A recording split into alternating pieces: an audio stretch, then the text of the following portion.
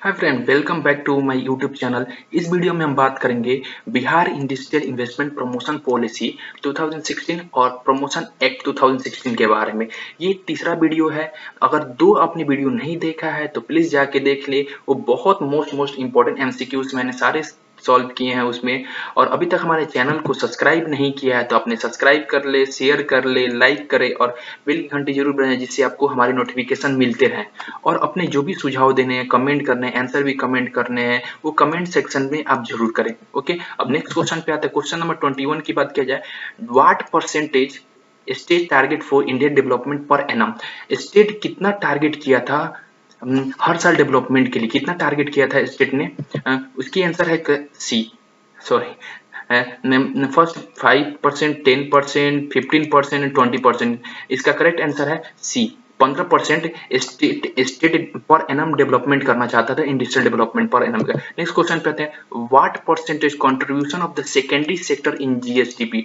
State के GDP में secondary sector का कितना परसेंटेज कंट्रीब्यूशन होना चाहिए था? पहला ऑप्शन है 25% होना चाहिए, या 10% होना चाहिए, या 15% होना चाहिए, या 20% होना चाहिए। करेक्ट आंसर है ए, 25% होना चाहिए। ओके, कितना परसेंट होना चाहिए? 25% होना चाहिए।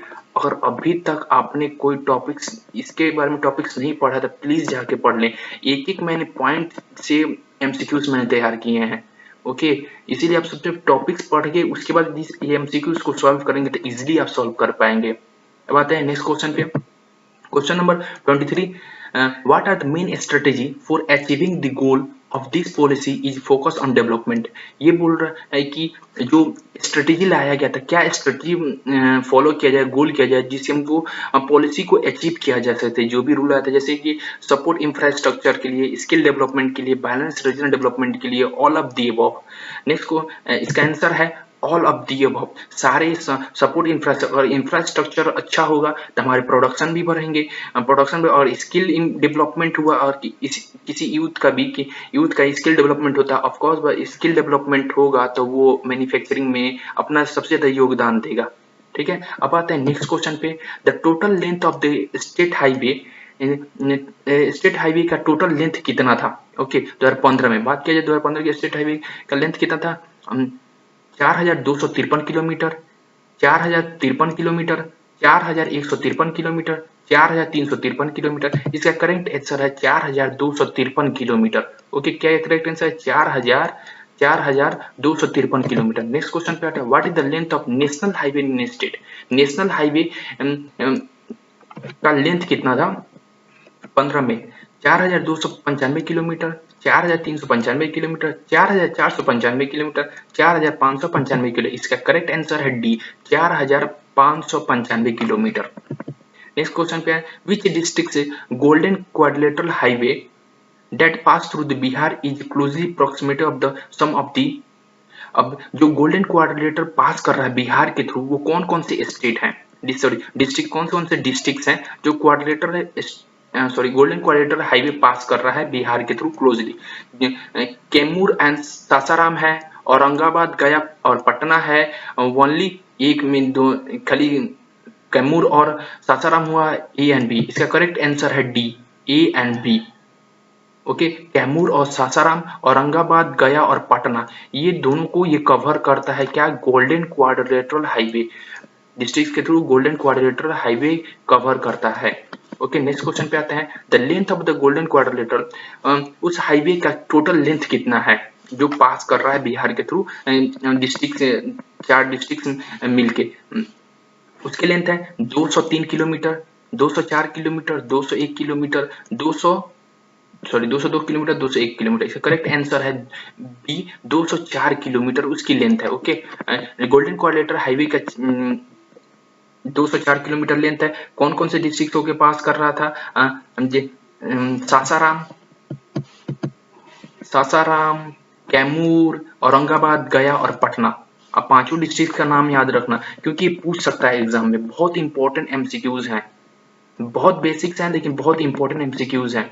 ठीक है, अब आते हैं हम नेक्स्ट क्वेश्चन पे। क्वेश्चन नंबर 28 के बारे में, how many states are connected through the eastern dedicated freighted corridor passes through the state and will connected Bihar with Bihar के साथ वो कनेक्ट कर रहा है freighted corridor, वो कौन कौन से स्टेट है, ओके।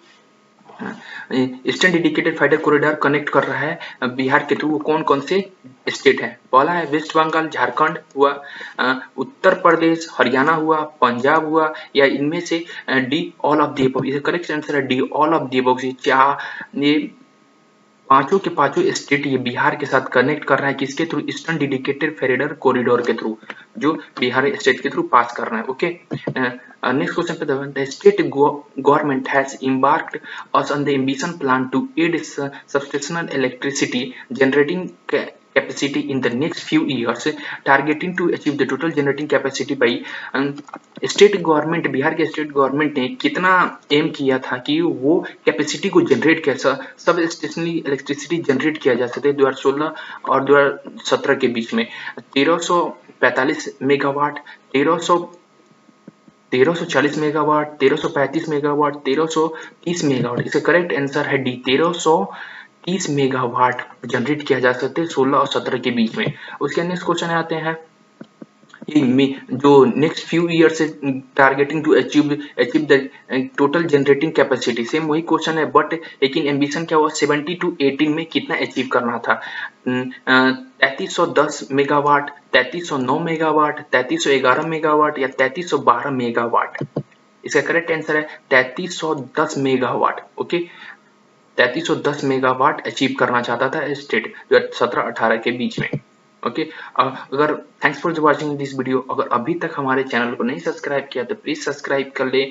इस सीरीज में हम सारे बिहार बीपीएससी प्रोजेक्ट मैनेजर के रिलेटेड सारे मोस्ट इंपोर्टेंट MCQ सॉल्व कर रहे हैं। Thanks for watching this video.